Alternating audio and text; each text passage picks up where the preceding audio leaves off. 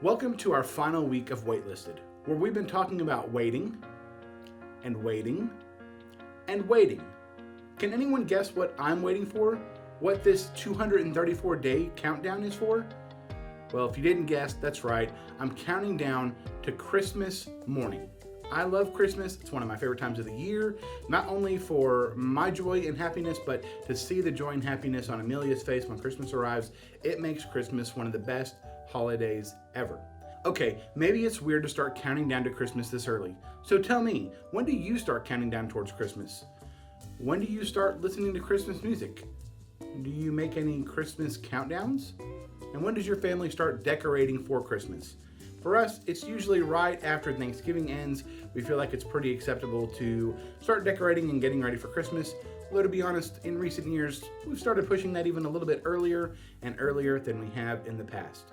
Now, the Christmas decorating process, it's a big part of anticipating and waiting for Christmas to arrive. From choosing a tree, to decorating the tree, to hanging the Christmas lights, to baking Christmas cookies, decorating for Christmas is supposed to be a fun family memory. But let's be honest, sometimes it's just torture. I wonder, how much do you enjoy decorating for Christmas with your family? Do you love it? Do you think it's boring or exhausting? Or does it usually just turn into one huge family fight? See, when you're excitedly waiting for Christmas morning to arrive, the waiting can be painful. But you know what's even more painful? Waiting while you're fighting with the people that you live with and the people that you're supposed to get along with. Now, don't get me wrong, our conversation today isn't about Christmas, but here is what it's about. It's about family, it's about fights, it's about waiting, it's about getting sick of waiting, and it's about wanting to give up. For the last few weeks, we've been talking a lot about waiting, and not just waiting for Christmas Day. We've talked about waiting during really difficult periods of our lives. We said, God has a plan, but you might have to wait for it. And while you're waiting, God is faithful. And also while you're waiting, God is listening. But let's be honest. Sometimes when we're waiting and waiting and waiting, we just get tired. Sometimes it feels like everyone is against us. Like we're trying so hard to hold on to some really heavy things and no one is offering to help. Sometimes we want to give up. You know, when I first entered the ministry, I was just barely 18, 19 years old, and I was serving on staff at a church, and I was really excited. I thought, I'm finally getting to do what I've always wanted to do. And after a couple of months of serving, the senior pastor that I was serving with, he was diagnosed with a very aggressive form of cancer. And for about a year, I watched him fight for his life, going through just new treatments and kind of these experimental treatments, and he had to travel to cancer centers throughout Texas to try to get these treatments. And it was a really rough time for him, of course, for his family, obviously, but also for our church. And I just remember that there were so many points in that where I was just pouring my heart out to God, saying, God, heal this man, heal this servant of yours who has dedicated his life to the ministry and to glorifying your name. And it was this long season of waiting and waiting and just expecting God to do what I thought God would be able to do. And at the end of that journey, that senior pastor that I was working with lost his battle with cancer and he died. And that was a really tough time for me because there were moments in my faith where it really felt like that God had abandoned or rejected or betrayed the faith that I had in him and what he would be able to do. And there are many reasons why we might want to give up hope. Maybe you've been trying so hard, but nothing seems to change. Or you've tried to make wise choices, but the people around you don't seem to support you. Or maybe your family is a mess and it doesn't seem to be getting any better. And especially when we feel alone or unsupported or even abandoned by others, it's not always easy to believe that we can keep going when we've already spent so much time waiting. Well, there's someone in Scripture who understands this. His name is Joseph, not Jesus' earthly father Joseph. I'm talking about Joseph from the Old Testament, and he is a pretty important figure in the Scriptures. So just like with David last week, where I kind of hit some of the highlights of David's life, we're going to do that a little bit the same with Joseph because his story ranges over such a large portion of Scripture. Now you can find all of this throughout the book of Genesis, starting in about chapter 37, and I would encourage you to take some time to read through Joseph's story because it is important and it is vital to growing our faith. But here's what you need to know about Joseph. Joseph's story begins when he was about 17 years old. And Joseph was his dad's favorite son, and it was pretty obvious. See, Jacob loved Joseph, his son, so much that he gave him a special coat and also special treatment. Now, you can imagine how awkward that might make things between Joseph and his brothers. To make things even more awkward, God began speaking to Joseph in his dreams, letting Joseph know that he would one day rule the nation and by default also rule over his brothers. Now, Joseph, for his many great attributes, didn't always get things perfectly right. And instead of keeping this information to himself, Joseph shared it with his brothers, which again made things pretty awkward. And instead of taking the hint that his brothers didn't really appreciate being told that Joseph would one day be their boss, Joseph continued telling his brothers about these visions he was getting from God, about how one day he would rule over all of them. Of course, as you might imagine, things got even more tense. So if you keep reading in the book of Genesis, chapter 37, starting in about verse 12, what we realize is that when Joseph's brothers finally had enough of hearing Joseph talk about how awesome he was, they decided it was time to get rid of him. At first, they planned to kill him, but one of his brothers, named Reuben, convinced the others to spare his life and instead sell him into slavery. I guess that's an improvement from murder, but let's not imagine that his brother was some kind of hero or great person in the story. Let's look at a little bit of this passage of scripture together. Again, it's found in the book of Genesis, and let's look at it together. When Joseph's brothers saw him coming, they recognized him in the distance. As he approached, they made plans to kill him. "Here comes the dreamer," they said. "Come, let us kill him and throw him in one of these cisterns. Then we can tell our father that a wild animal has eaten him. Then we'll see what becomes of his dreams." But when Reuben heard of their scheme, he came to Joseph's rescue. "Let's not kill him," he said. "Why should we shed any blood? Let's just throw him into this empty cistern here in the wilderness. Then he'll die without our laying a hand on him." Now Reuben was secretly planning to rescue Joseph and return him to his father. So when Joseph arrived, his brothers ripped off his beautiful robe that he was wearing. Then they grabbed him and threw him into the cistern. Now the cistern was empty, there was no water in it. Then, just as they were sitting down to eat, they looked up and saw a caravan of camels in the distance coming towards them.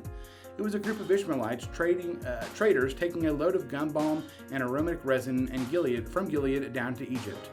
And Judah said to his brothers, "What will we gain by killing our brother? We'd have to cover up the crime. Instead of hurting him, let's sell him to these Ishmaelite traders. After all, he is our brother, our own flesh and blood."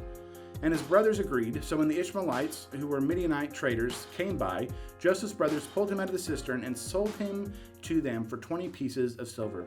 And the traders took him to Egypt. Can you imagine what Joseph must have been experiencing when he realized how much his family hated him? And then while he waited in that cistern, which is basically another word for a well, then when he realized he had been thrown into a foreign country where he knew no one, and while he traveled on that caravan waiting to find out where he'd end up and how he'd be treated when he arrived. That's enough of uncertainty and loneliness to make most people give up hope. But that's not even the end of Joseph's misfortune. When we continue looking in Genesis chapter 39, we see that he arrives to Egypt, and God gave Joseph a ton of incredible opportunities, things that probably seemed to be looking up and up for Joseph until they suddenly weren't again. Now, again, I'm not going to read this whole passage of scripture. Go back, read through Genesis 39, but basically, here's what happens. Joseph is sold into slavery in this house of a man named Potiphar, and Joseph impresses Potiphar a great deal with his work ethic and how he runs things in the house, and he becomes actually a well-respected slave. And Joseph was a fairly handsome man, and Potiphar's wife noticed this, and she attempted to have relationship with Joseph, but Joseph ran. He did not want any part of that. And this caused Potiphar's wife to become very, very angry and to accuse Joseph of crimes against her and against Potiphar's home. And this enraged Potiphar. This made things look bad for Joseph, and Joseph is thrown into prison and almost put to death. And so just when things were beginning to look up for Joseph, he faced this new set of difficulties. Imagine what Joseph must have been experiencing when he was preyed upon by powerful people, and when he had no one to turn to, and when he was abandoned by the people that he thought were his allies, and when he realized that he was going to be thrown into jail unjustly. And once again, that's enough to make most people give up hope and just simply want to quit. I mean, be honest. If you were Joseph, what would you do? Would you have given up? Would you just want to punch someone? Have total trust in God? Or honestly say, I have no clue what I would do, because that's some pretty crazy circumstances. And here's the thing. This isn't even the end of Joseph's misfortunes. Let's see what he does next. The story continues throughout the rest of the book of Genesis chapter 39. Again, spend some time reading it on your own. Do this Bible reading. It's worth it. But Joseph continued to live in that prison for years, forgotten by Pharaoh and by his own family. And even when Joseph had a chance to be freed, his opportunity was lost when, once again, he was kind of forgotten. And I won't tell you how the story ends for two reasons. One, because I do encourage you to read it yourself. But also, second, that's not the point of our conversation today. Today, we're talking about what to do when you feel like you're sitting in the dark, waiting for help, looking for hope, uncertain about your future. When Joseph was in this position, he had every reason to give up and lose hope, but he didn't.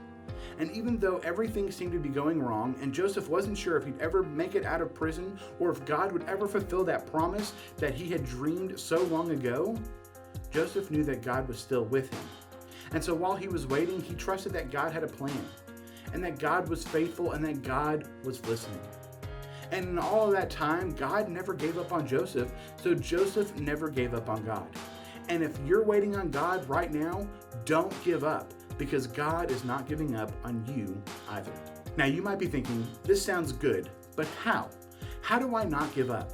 How do I find hope when things feel hopeless?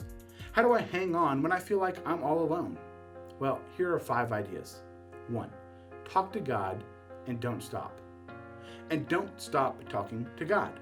Like we talked about last week, tell God how you feel and what you're experiencing. Then ask for help to hold on. 2, talk to other people. Joseph might have been abandoned and alone, but you're not, even if it sometimes feels that way. On top of your friends and family, our church is filled with people who you can talk to. If you're overwhelmed or you're feeling hopeless, let's talk about it. We're here to walk through that situation with you.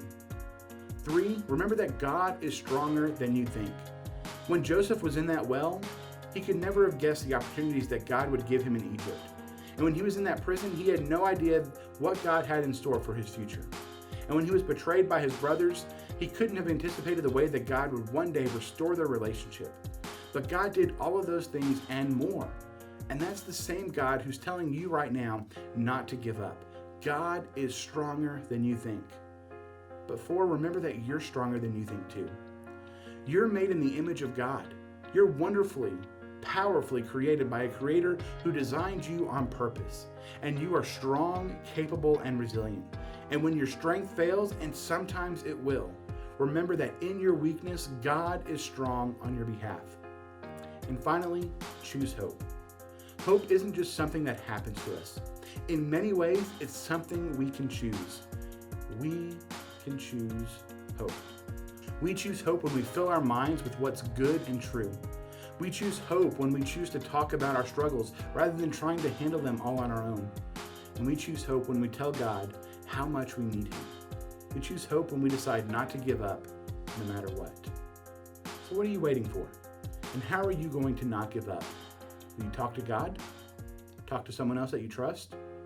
Remind yourself of God's strength? Remind yourself of your own strength? Or just continue to choose hope? No matter how different our situations are right now, we can all do something to choose hope, trust, and perseverance. Let's spend time this week praying and reflecting and deciding what our next step of choosing hope looks like.